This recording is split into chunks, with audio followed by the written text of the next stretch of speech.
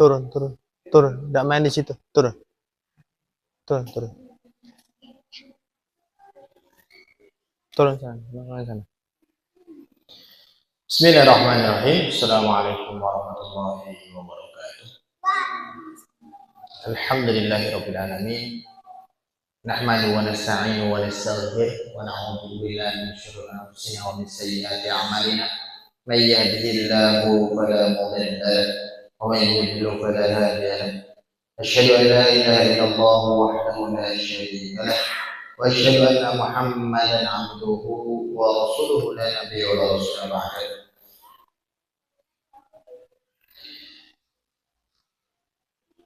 Qala Allah Ta'ala fi kitabil aziz, a'udzu billahi minasy syaithanir rajim.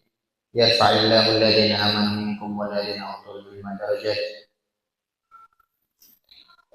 Amma ba'd, alhamdulillah kita bersyukur kepada Allah Subhanahu wa Ta'ala, di mana Allah masih memberikan kita nikmat-nikmatnya yang luar biasa yang masih kita rasakan hingga detik ini. Salawat dan salam selalu kita serahkan kepada junjungan Nabiullah Muhammad SAW dan kepada para sahabat-sahabatnya, lalu kepada para pengikut-pengikutnya, turun-temurun dari generasi ke generasi selanjutnya hingga yaumul qiyamah. Baik, di pekan keempat ini, di hari Rabu, kita kembali kepada kajian fikih kita yang membahas dari buku Minhajul Muslim karya Abu Bakar Jabir Al-Jazairi rahimahullahu ta'ala. Terakhir kita sampai pada bab air dan taharah, dan pada adab-adab buang air.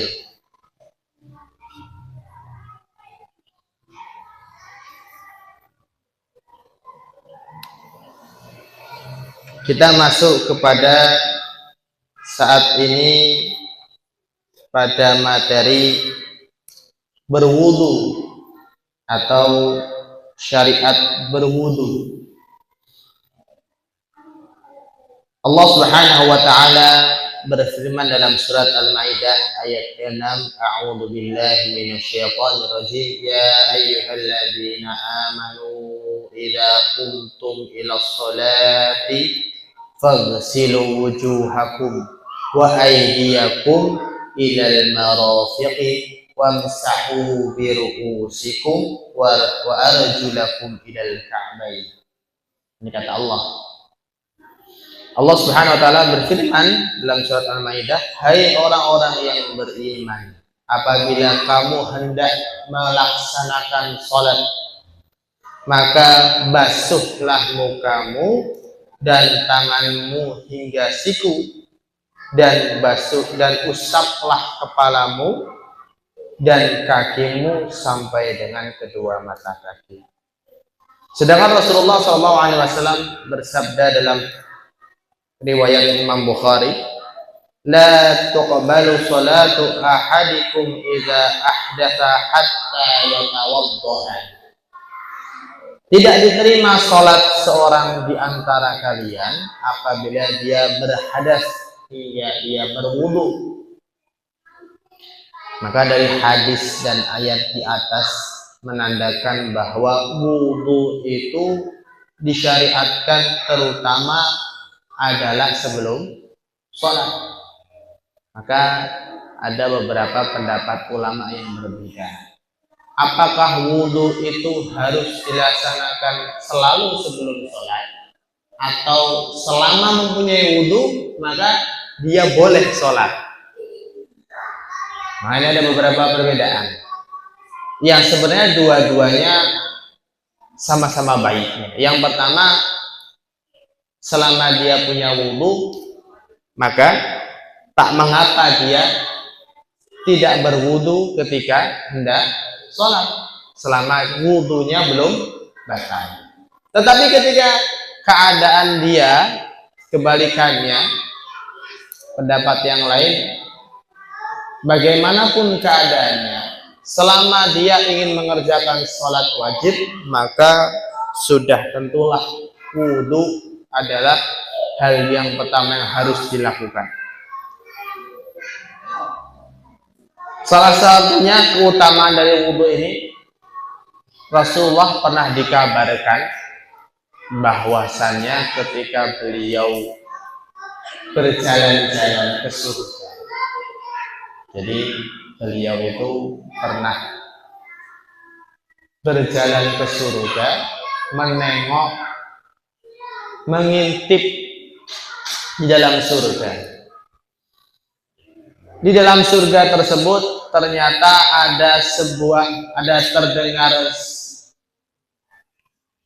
tapak kaki atau terompah, kalau kita bilang itu tapak kaki terompah, yang terdengar di dalam pintu surga.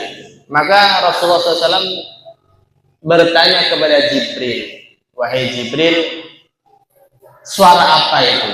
Itulah suara telapak kaki dari sahabatmu.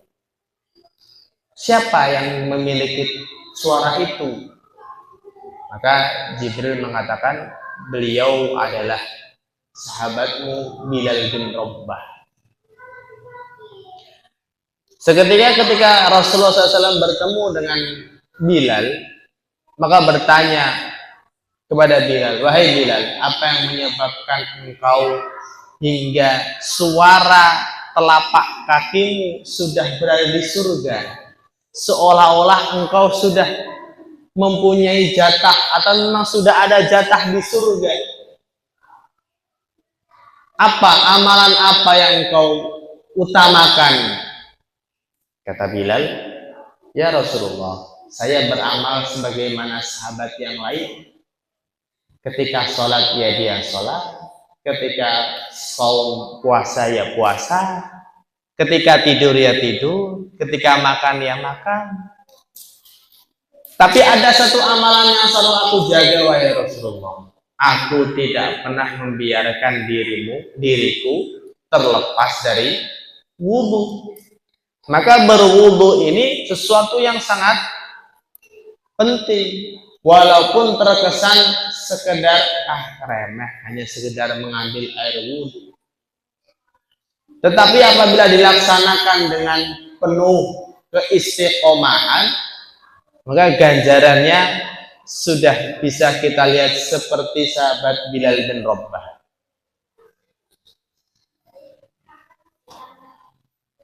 Sedangkan dalam hadis riwayat Imam Muslim, saya bacakan artinya, apabila seorang hamba muslim dan mukmin berwudu, lalu dia membasuh wajahnya, maka keluarlah dari wajahnya semua dosa yang dilakukan oleh kedua matanya bersamaan dengan air wudu atau dengan akhir tetesannya. Apabila dia membasuh kedua tangannya, maka keluarlah semua dosa yang dilakukan oleh kedua tangannya, hingga ia keluar menjadi suci dari dosa. Jadi berwudu itu justru menghilangkan dosa-dosa yang ada pada anggota tubuh. Saya pernah belajar ini, Pak, terapi ruqyah syariah. Itu ya. Ada ruqyah syariah, ada ruqyah non syariah. Apa itu? Yang tidak syar'i. Ada ruqyah yang syariah, ada yang ruqyah yang tidak syar'i. Ruqyah yang tidak syariah jelas menggunakan semacam kepercayaan atau benda-benda yang dikeramatkan. Itu yang dilarang oleh Allah dan Rasulnya, bahkan bisa menyebabkan kita keluar dari Islam. Tapi ada ruqyah syariah, ruqyah yang dianjurkan oleh Rasulullah dengan tata cara yang sudah dicontohkan. Salah satu dari cara meruqyah seseorang itu adalah dengan cara berwudu. Karena jin dan para bangsanya itu biasa bersembunyi di lubang-lubang tubuh manusia. Dan jin yang paling favorit lubang di tubuh manusia itu ada dua, Pak. Lubang kemaluan dan lubang hidung. Jadi dalam Islam Rasulullah mensyariatkan namanya memasukkan air ke dalam rongga hidung. Ya, nanti akan ada dalam rukun, ada dalam tata cara berwudu. Dan ternyata menurut ilmu sains modern sekarang, kalau misalnya orang rajin berwudu lalu mengamalkan sunnah-sunnah wudu, niscaya hidupnya akan selalu sehat. Itu wudu.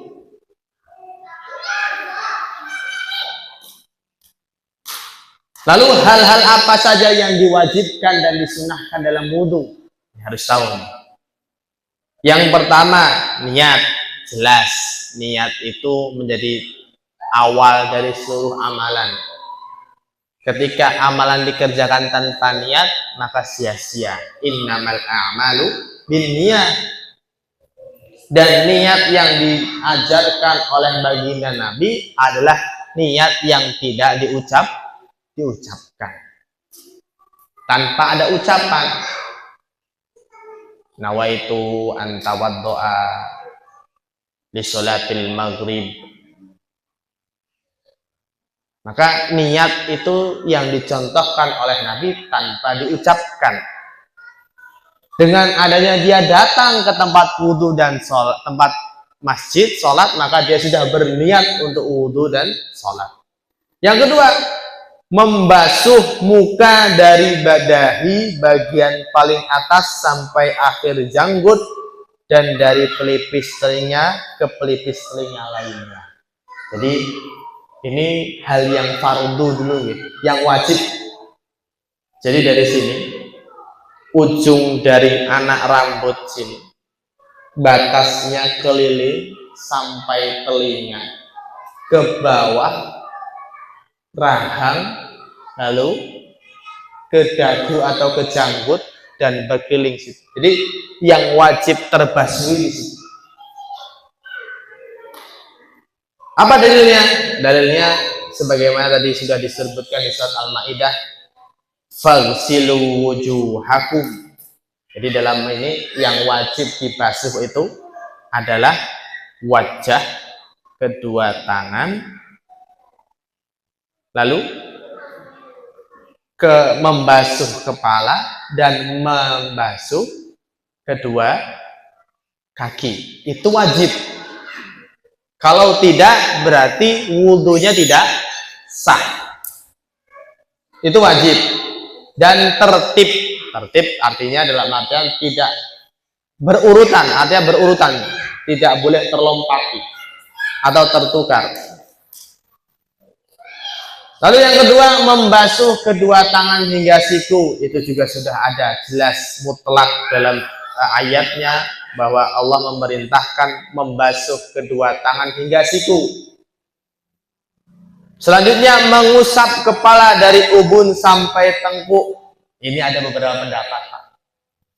Kalau dalam menurut mazhab Syafi'iyah, itu mengusap wajah itu dari depan ke belakang, kembali ke depan, lalu mengusap telinga dengan memasukkan jari telunjuk ke dalam lubang telinga.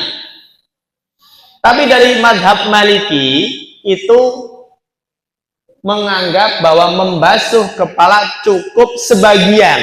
Maka saya pernah melihat teman saya yang dari beberapa pesantren di luar sana membasuh wudhu itu, membasuh kepala hanya ujungnya saja.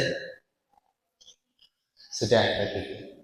Atau mungkin bagi akhwat atau wanita, ketika wudhunya memang bukan tempat yang tertutup sangat, maka hanya sekedar di depan begini dan di belakang tengkuk leher.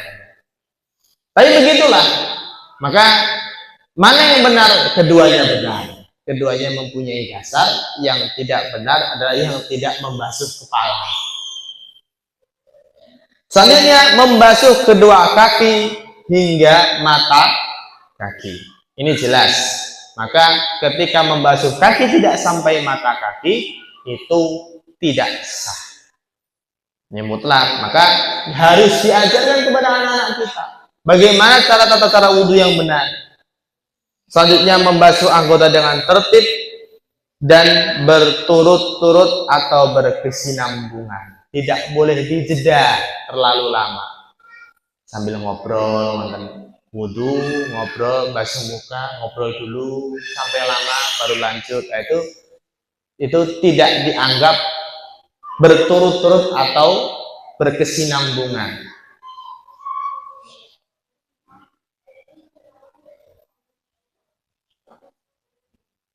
Selanjutnya, apa yang disunahkan dalam wudhu? Yang pertama adalah tasmiyah, membaca basmalah, bismillah. Nabi itu melaksanakan sebuah kegiatan kebaikan mengucapkan dengan basmalah. La wudu'a liman lam yadhkur ismallahi alaihi, kata Rasulullah dalam sabdanya, tidak ada wudhu bagi orang yang tidak menyebut nama Allah. Yang kedua, membasuh kedua telapak tangan. Ini sunnah. Jadi lengan itu adalah, kalau dalam syar'inya, lengan itu dari ujung sini ke siku, itu lengan. Kalau hasta itu dari ujung jari ke pundak, itu hasta. Kalau depa itu berarti ya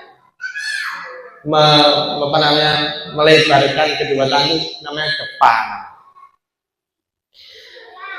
Maka telapak tangan disunnahkan untuk dibasuh. Ketiga, bersiwak.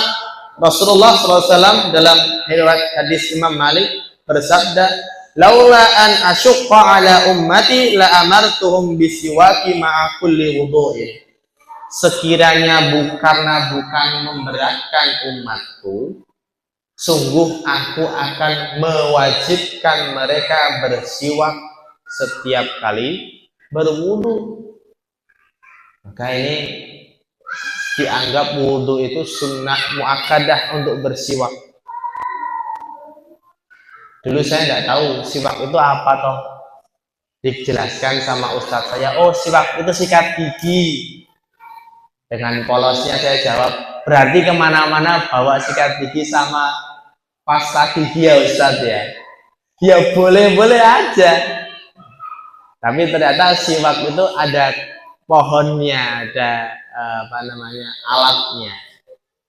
Saya agak penasaran dulu ketika saya masih di santri di Pondok Al Mukmin itu, kelas 1 sanawiyah, masih ada Ustadz Abu saat itu.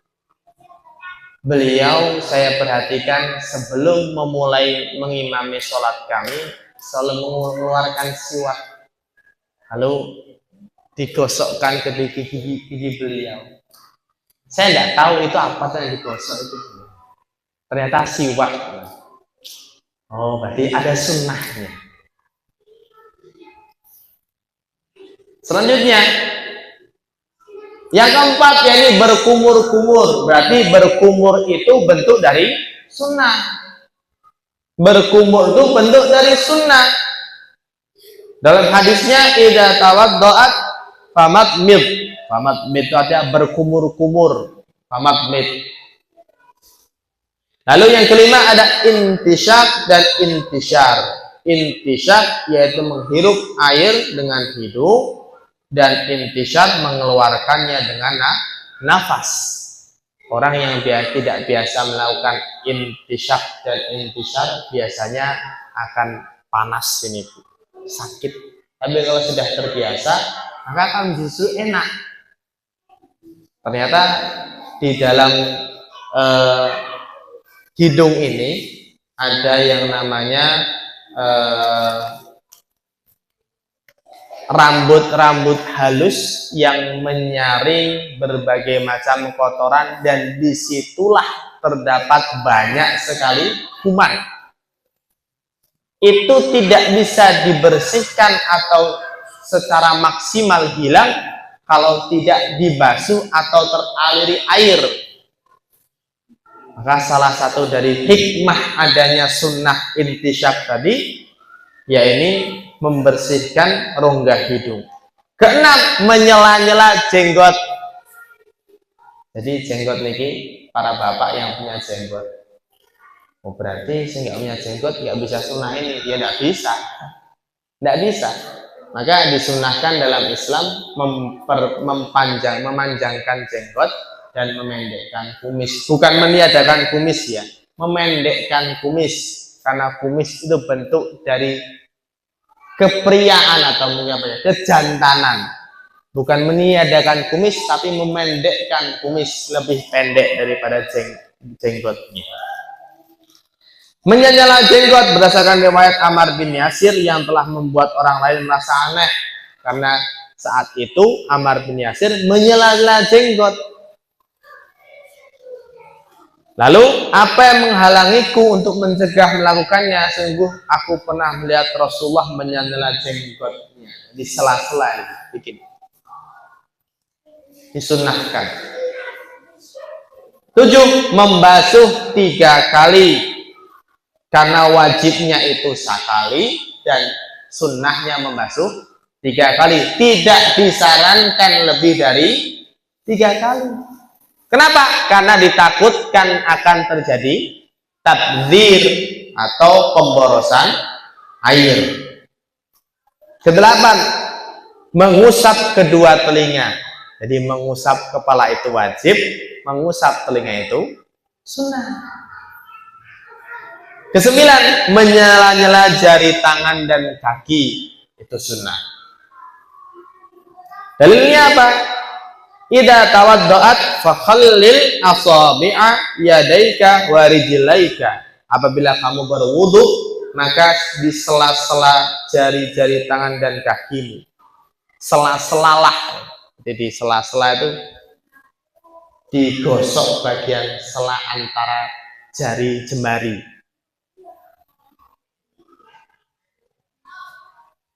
Yang ke-10 ada at-tayammun. Ya, ini mendahulukan bagian kanan. Berarti ini sunnah. Bukan berarti kalau sunnah ya wis, nggak usah tak kerjakan, wong sunnah ya. Yang wajib kan cuma basuh muka, tangan, mengusap kepala dan kaki. Wis nggak usah ngurusi dari kiri atau dari kanan. Wis gak usah ngurusi mau 1 kali atau mau 10 kali. Ya monggo, pada hakikatnya tetap sah, tapi dia tidak sunnah. Lalu ngakune ahlu sunnah wal jamaah ngelakoni sunnah kesuwen, Pak 3 kali barang kesuwen, pakai tangan kanan dulu, pakai kanan dulu baru kiri. Maka mengusap yang kanan tidak kanan kiri tidak, tapi apa? Mengusap kanan 3 kali terlebih dahulu, baru mengusap bagian yang kiri, bukan kanan kiri. Ini banyak dan masih terjadi. Saya di tempat sekolah saya ngajari anak kelas SD itu, sering saya tegur itu, kamu kok Ustaz ini kan sudah 3 kali sunnahnya. Ya bukan begitu 3 kali sunnah itu. 3 kali mengusap, yang dimaksud sunnah adalah yang kanan dulu 3 kali, baru yang kiri. Jangan kanan kiri. Ternyata banyak juga dari kalangan kaum muslimin yang sudah mungkin umurnya sudah bapak-bapak umur 30 tahun, wudu yang masih seperti itu. Belum sunnah. Bukan tidak sah, tapi belum sunnah. Ke-11, meneruskan ghurrah. Ini adalah hal yang dilakukan dengan meneruskan sampai leher ketika membasuh muka. Artinya ketika membasuh muka dilebihkan sampai leher. Ke-12, memulai mengusap kepala dari bagian depan. Ini bentuk dari sunnah-sunnah dalam wudhu. Maka ketika kita berusaha untuk berwudhu, maka berusaha untuk mengamalkan sunnahnya. Tapi jangan tertinggal wajibnya. Terakhir, yakni mengucapkan doa setelah wudhu. Doanya apa? Asyhadu an la ilaha illallah wahdahu la syarikalah wa asyhadu anna Muhammadan abduhu wa rasuluhu. Allahumma ij'alni minat tawwabina waj'alni minal mutatahhirin. Itu doa ketika setelah wudhu. Bagi mungkin para jenengan yang berwudhu kapanpun dan dimanapun, ketika setelah berwudhu maka disunnahkan mengucapkan doa tersebut. Selanjutnya, hal yang dimakruhkan. Makruh itu apa, Pak? Yang tidak disukai atau dihindari. Kalau sunnah tadi dilaksanakan mendapatkan ganjaran, tidak dilaksanakan maka tidak mengapa. Tapi ini diganti pengertiannya. Dilaksanakan mendapatkan ganjaran, tidak melaksanakan rugi. Iya, ditawari bonus, jenengan dapat gaji pokok sebulan 1,5 juta, bonusnya kalau kalian jenengan mungkin lembur, datang lebih pagi, setiap harinya dapat 100.000 kalau dapat poin. Loh kok nggak diambil? Nggak apa-apa, bukan nggak apa-apa, rugi. Maka sunnah itu pengertiannya bukan lagi dikerjakan dapat pahala, tidak dikerjakan tidak mengapa, tapi dikerjakan dapat pahala, tidak dikerjakan rugi. Selanjutnya makruh. Makruh itu dulu awal saya tahu makruh itu dikerjakan tidak mengapa, ditinggalkan lebih baik, dibalik, dirubah. Dalam artinya apa? Dikerjakan tidak mengapa, ditinggalkan mendapatkan pahala. Yang pertama, berwudu di tempat yang bernajis, maka tidak disarankan wudu itu di kamar mandi. Tapi kalau nggak ada tempat lain, katakanlah akhwat, putri, wanita, wudunya terbuka, maka itu tak mengapa, karena menutup aurat itu jauh lebih wajib daripada tadi ini wudhu di tempat yang kiranya tempat najis. Bagaimana cara mengatasinya? Oh, berarti ya sebelum masuk disiram terlebih dahulu, memastikan benar-benar tidak ada najis. Kedua, membasuh atau mengusap anggota wudhu lebih dari 3 kali. Nah, ini tadi sudah disebutkan. Kenapa? Karena akan terjadinya kezaliman, yakni berupa tabdzir. Keempat, meninggalkan satu sunnah wudhu atau lebih. Ini juga bentuk dari makruh, sengaja meninggalkan. Kelima, berwudhu dengan air sisa wudhu istri. Kenapa? Karena dalam riwayat hadis Rasulullah yang diriwayatkan oleh Imam At-Tirmidzi, naha Rasulullah SAW an fadli tahuril mar'ah. Rasulullah melarang memakai air sisa bersucinya wanita. Dalam artian ketika wanita tadi setelah haid atau setelah menstruasi. Karena dalam keadaan seperti itu wanita bersuci dari haidnya.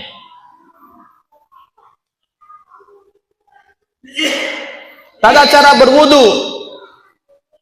Bagaimana cara tetap berwudu? Yang pertama diawali dengan basmalah, Bismillahirrahmanirrahim. Maka tidak mungkin kalau kita di kamar mandi mengucapkan basmalah, karena dilarang menyebut nama Allah dan membawa asma Allah di dalam kamar mandi, itu dilarang. Kemudian apa? Sambil berniat dan menuangkan air ke atas kedua telapak tangan, membasuh sebanyak 3 kali. Saya pernah diajari oleh guru saya itu wudhu dengan seperempat botol ini, botol mineral yang ukuran 600 ml, itu bisa wudhu dengan sunnah-sunnahnya, membasuh 3 kali, membasuh yang kanan terlebih dahulu, melakukan intinsyak tadi, memasukkan air ke dalam rongga hidung, itu bisa. Maka semenjak diajari begitu, kayaknya susah deh nyari udur tidak ada air untuk tayamum, itu susah ya. Karena dengan segini air bisa berwudu. Saya pernah mendaki dengan kawan-kawan satu alma mater. Ketika hendak melaksanakan sholat, ada yang bingung, wudhu gimana nih? Airnya kita kan cuma terbatas. Sebagian wudhu, sebagian menggantikan dengan tayamum. Saya mengambil yang tetap wudhu. Ada yang sebagian mungkin tetap bertayamum karena tidak berani, takut dingin. Padahal dalam keadaan dingin dia tetap berwudhu, itu jauh ganjarannya lebih besar daripada orang yang tidak merasakan dinginnya air wudhu. Ditanya sama teman, loh nggak dingin tuh kamu, borosnya tuh nanti, kan air kita terbatas. Nah kita wudhu mau seberapa banyak? Kalau wudhu kayak di keran masjid pada umumnya, itu tabdzir namanya. Saya sering dimarahi sama ustadz saya tuh kalau buka keran itu kayak anak-anak bisa buka keran itu dipolkan, yes. Oh, anak-anak wudhu itu kayak bukan wudhu, mandi itu, kebiur-kebiur sampai wah basah, kalau nggak basah nggak seru. Maka ajarkan anak kita untuk wudhu supaya dengan tidak melakukan tabzir terhadap air wudhu. Kemudian berkumur 3 kali. Disunnahkan atau dianjurkan berkumur itu membuangnya ke kiri, dan disunahkan kirinya itu bukan kiblat. Oh, gimana caranya? Ya, gimana caranya? Hadapnya kemana? Membuang ke kirinya, dan kirinya di asal tidak kiblat. Oh, berarti menghadap ke barat. Karena barat sudah pasti depan kita, kirinya bukan kiblat. Sebanyak 3 kali. Dan menghirup air dengan hidung, menyemprotkannya 3 kali atau intinsyak tadi. Membasuh muka dari tempat tumbuh rambutnya kepala sebagaimana biasa sampai meluas hingga ke ujung jenggot, dari keliling muka sini batasnya.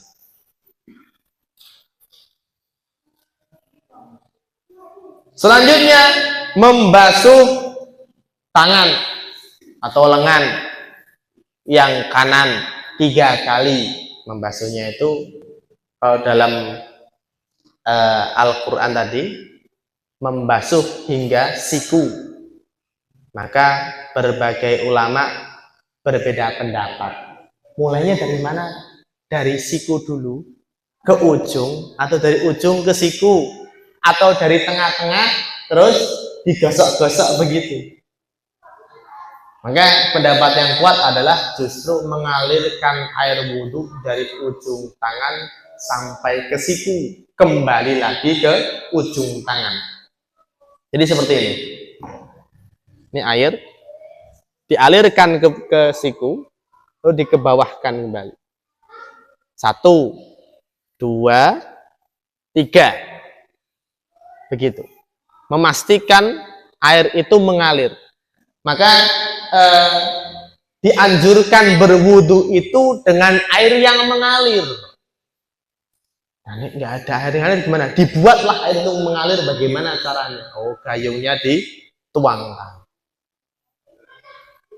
Maka mengalir dari gayung, dari ember juga bisa. Bagaimana caranya? Ya tadi diambil, dialirkan.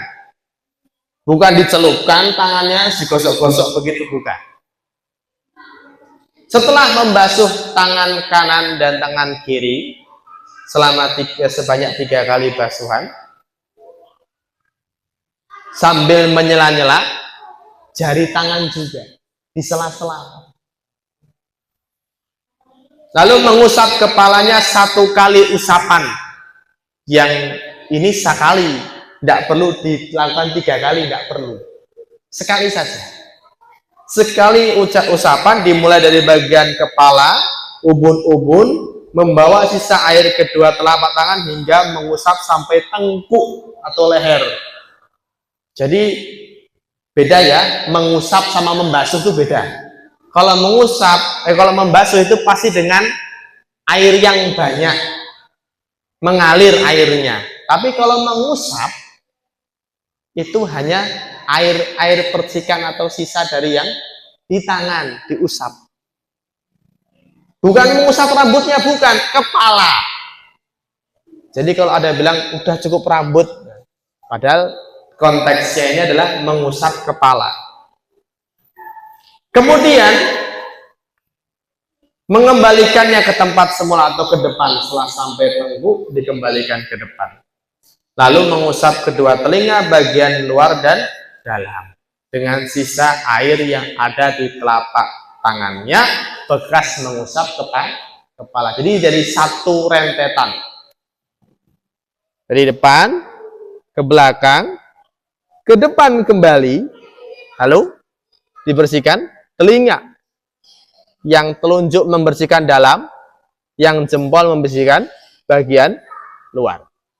Itu cukup sekali. Kemudian membasuh kaki kanannya sampai kedua mata kaki, dan kemudian membasuh kaki kirinya seperti itu juga, dengan cara menyela-nyela kaki jari. Lalu berdoa sebagaimana sudah disebutkan tadi. Selanjutnya hal yang membatalkan wudhu, ini perlu tahu, ini harus tahu. Yang pertama, keluarnya sesuatu dari 2 lubang, kubul dan dubur, kemaluan dan lubang belakang. Itu kalau ada sesuatu yang keluar dari situ, maka statusnya wudhunya batal. Seperti apa? Seperti air kencing, air wadi, kotoran, kentut, baik kentut yang bersuara atau kentut yang senyap. Itu lebih berbahaya, itu mematikan kentut senyap. Nggak bikin khusyuk kanan kiri, ya Allah, sebagai belakangnya. Sing kentut pura-pura diam. Gue bar salam, sama sing kentut. Maka bagaimanapun kentutnya, sedikit atau banyak, besar atau kecil, terdengar atau tidak, maka kalau itu bentuk dari kentut, maka sudah batal. Hati-hati tapi, karena terkadang syaitan itu memanfaatkan kita di sini. Aku ngentut mulai ketoknya orang, tapi kayaknya tadi ada yang keluar ya. Tapi enggak, itu membuat kita tidak khusyuk. Yuwaswisu fi sudurin nas, memberikan hembusan keraguan-raguan dalam hati manusia. Bagaimana kalau keadaan seperti itu? Mantapkan hati dan kembali fokus terhadap sholat. Tapi kalau udah yakin keluar, ya jangan dimantap-mantapkan. Wah, aku kurang ngentut kok. Tapi kelihatannya ngambu. Ampuni ya Allah, mangane opo iki. Ya jangan diyakinkan, aku kurang ngentut. Enggak gitu, enggak. Kedua, tidur nyenyak dalam keadaan berbaring. Tidur nyenyak, terlelap. berbaring. Berarti nek tidur nyenyak duduk niku batal mboten? Nggak. Saya pernah ditegur itu sama ustadz di pondok Jumatan tidur. Bangun-bangun Allahu Akbar, asyhadu an la ilaha illallah. Dibangunkan, wudu sana, wudu.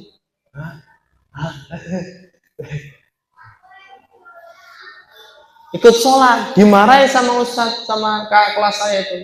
Kamu tidur terlelap, balik, diulang sholatmu, sholat duhur.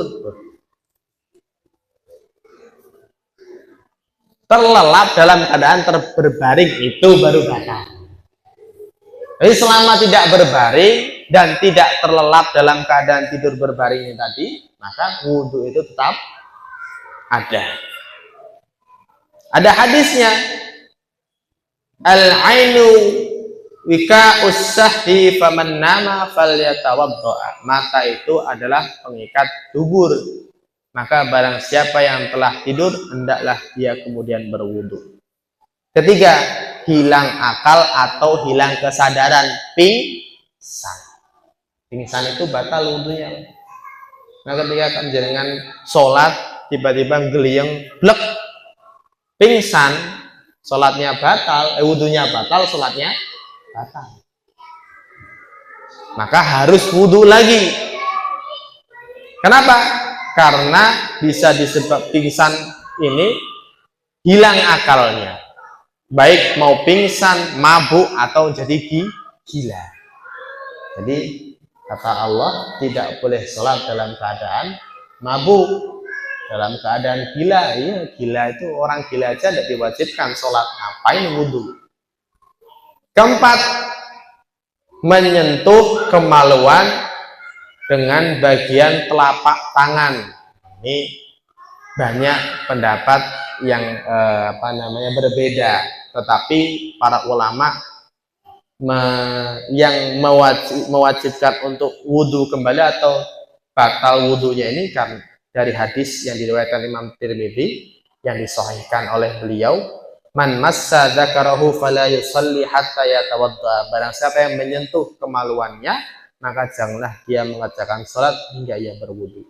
Kelima, yakni murtad. Murtad jelas. Keenam, memakan daging kambing atau unta.